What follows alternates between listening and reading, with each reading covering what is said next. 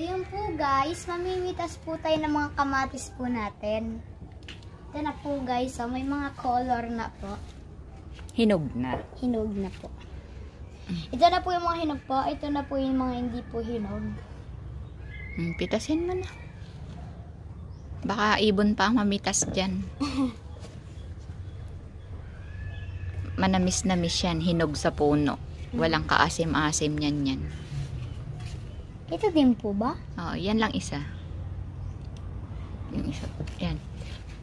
Yan dalawa na yan. Okay.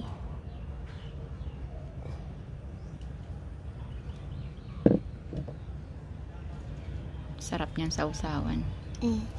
Manamis-namis. This one.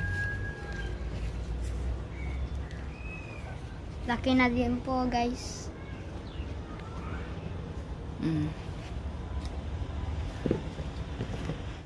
So ito na po guys, yung mga napitas po natin.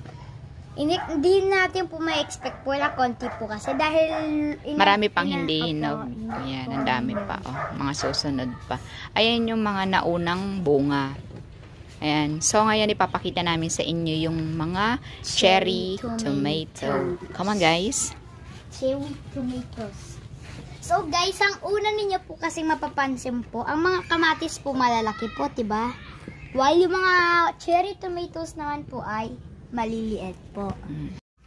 Ito po guys yung mga cherry tomatoes po natin guys. Mas maliit sila sa sa kamatis talaga.